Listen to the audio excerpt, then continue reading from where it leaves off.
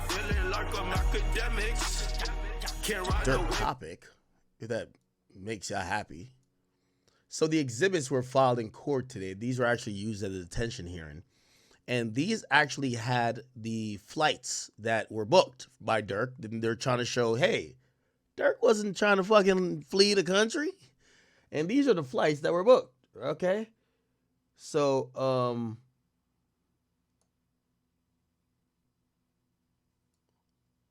the fuck, I gotta like turn my head, pause. Okay.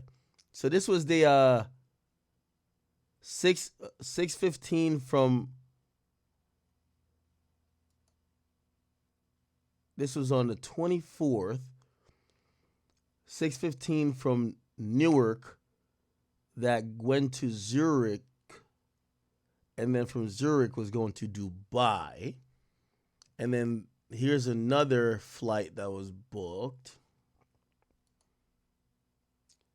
This was from Fort Lauderdale going to Newark, and Newark going to Zurich, and then Zurich going to Dubai. Okay. And who was on this one? Can't tell. And then this was Durk Banks flying from Fort Lauderdale to Newark. So they're saying Durk was just trying to get to Dubai. Okay? I guess his lawyers are saying, hey,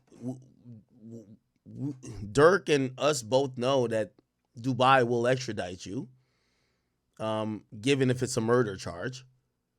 He wasn't trying to flee. He was just trying to do business. And here are the flights.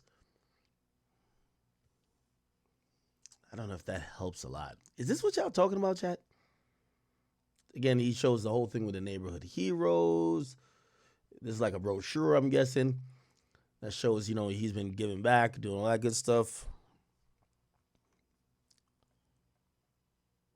Hold on.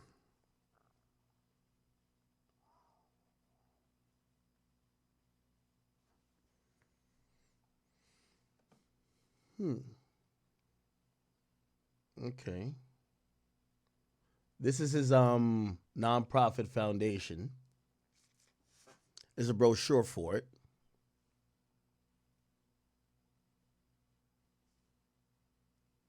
Partners and Exhibit C is a declaration. Okay, so this is Justin Gibson. Who's this? I'm a producer and sound engineer. Been working with Mr. Banks since 2021 in a professional capacity. I make this declaration in support of Mr. Banks. I have personal knowledge of the matters set forth, and I'm willing to testify in court at an evidentiary hearing. Okay, I'm professionally known as Just Vibes. I've been working with Banks since 2021 when we met at a recording studio operated blah, blah, blah. On January 25th, 2022, I had a session with Banks where we record the song Wonderful Wayne and Jackie Boy, which at the time we called Too Toxic. I loaded up the song around 5:39 p.m. Banks wrote his verse right there in the studio, recorded and finished the song an hour later. So I'm guessing this is the song that, let's see, Wonderful,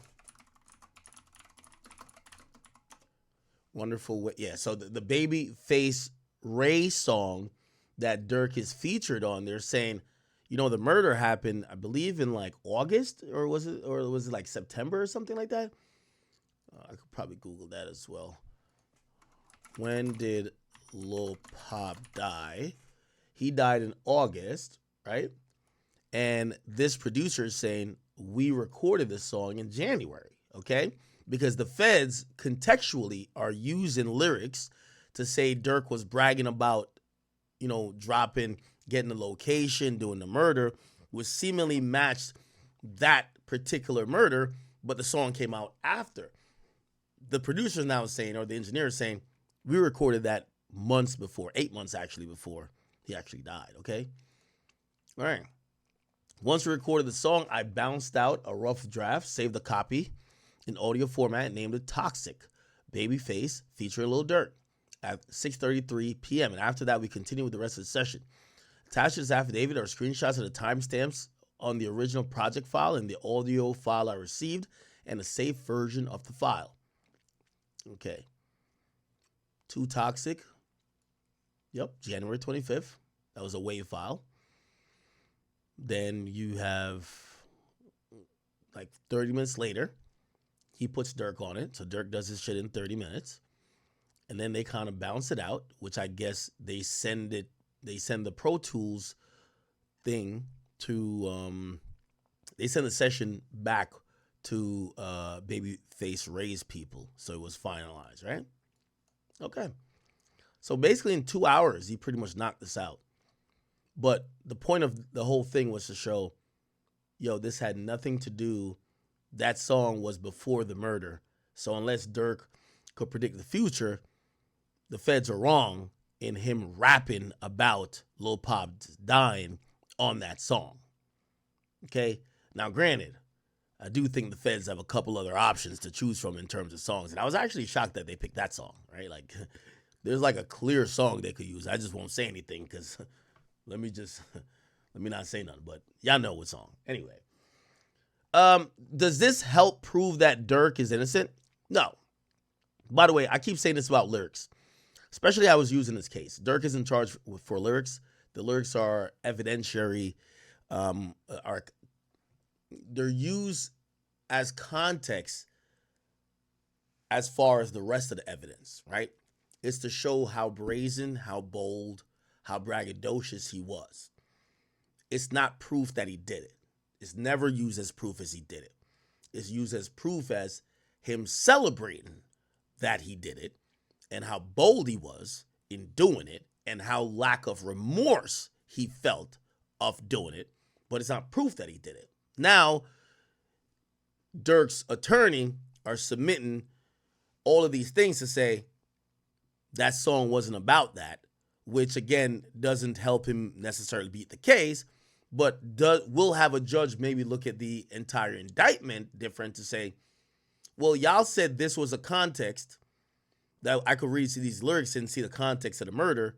It appears that your context was wrong. So how many other things you have wrong, right? That's the big and important thing, okay? All right. Was that it?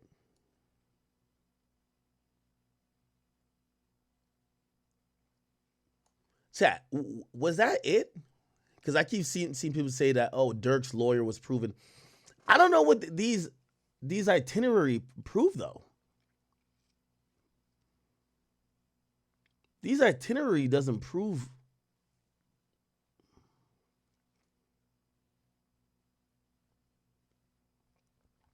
It proves he was trying to leave at 12 o'clock.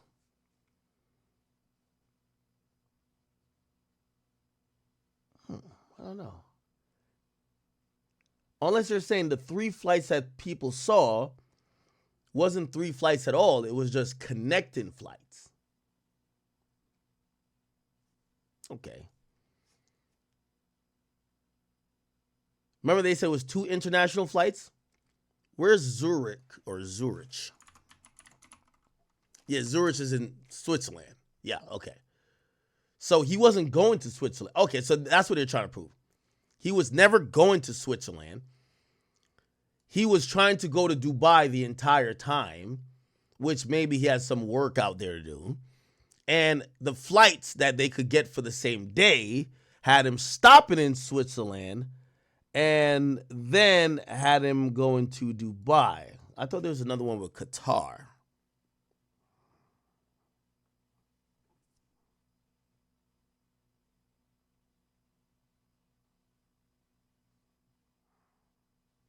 Okay.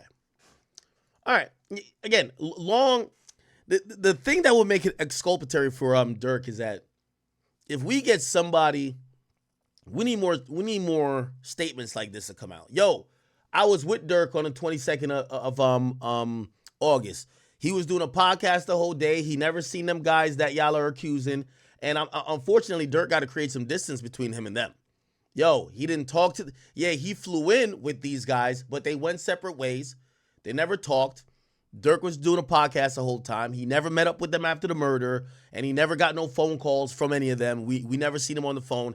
He was in a podcast that's documented, and his entire day is caught on camera. He never answered a phone call, confirming, ordering, nothing, even though it could still be said he ordered it before.